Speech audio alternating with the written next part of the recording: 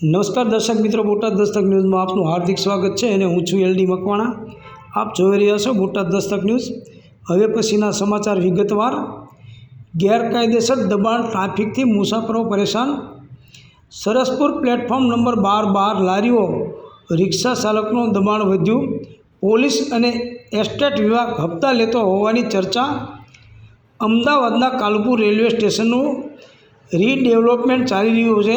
Railway station જવા માટે સરસપુર તરફ પ્લેટફોર્મ નંબર 12 આવેલું છે, જ્યાંથી મુસાફરો અવરજવર કરે છે। શહેરના પૂર્વ વિસ્તારમાં જનારા નાગરિકો સરસપુરના પ્લેટફોર્મ નંબર 12 તરફથી જતા હોય છે, ત્યારે રેલવે સ્ટેશનની બહાર ખૂબ ભીડ થાય છે। લારીઓવાળા, રિક્ષાવાળાનો ખૂબ જ ત્રાસ છે, જેના કારણે મુસાફરોને અવરજવરમાં પણ તકલીફ પડે છે। રેલવે સ્ટેશનના પ્લેટફોર્મની સીડી સુધી પહોંચવા માટે ખૂબ નાનો રસ્તો છે, છતાં પણ ત્યાં રિક્ષાવાળા ઊભા રહી જાય છે। મ્યુનિસિપલ કોર્પોરેશનની ટાઉન પ્લાનિંગ કમિટીમાં આ દબાણો દૂર કરવા અંગે પણ રજૂઆત થઈ હતી। Saraspur railway station platform number 12 પાસે ગેરકાયદેસર લારીઓનું ખૂબ દબાણ વધી રહ્યું છે। થોડા દિવસ પહેલાં રિક્ષાવાળા લારીવાળા વચ્ચે રિક્ષા ઊભી રખાવવા બાબતે પણ બોલાચાલી થઈ હતી। રિક્ષાઓ લારીઓનું આગળ ઊભી રહી જતી હોવાના કારણે લારીઓવાળા તેમનો ધંધો થતો નથી તેમ કહી તેમની સાથે ઝઘડો કર્યા હોવાનું જાણવા મળ્યું છે। મોટી સંખ્યામાં મુસાફરો રેલવે પ્લેટફોર્મ નંબર 12 પાસેથી અવર જવર કરે છે, ત્યારે કોઈ યોગ્ય વ્યવસ્થા રેલવે સ્ટેશનની બહાર ન હોવાના કારણે લોકોને ખૂબ જ તકલીફનો સામનો કરવો પડી રહ્યો છે।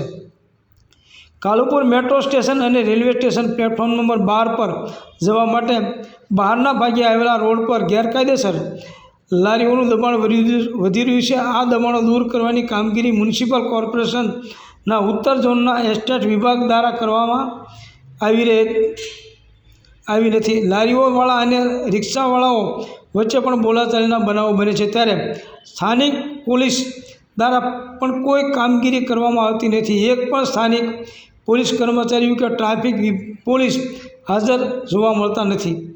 કાલુપુર રેલવે સ્ટેશનના રીડેવલપમેન્ટના પગલે 12 નંબરના પ્લેટફોર્મ પર અવર જવર કરનારા લોકોને બહાર રિક્ષા ચાલકો અને ગેરકાયદેસર લારીઓવાળાના કારણે ખૂબ જ તકલીફ પડી રહી છે, ત્યારે આવા દબાણો દૂર કરવાની કામગીરી થતી નથી।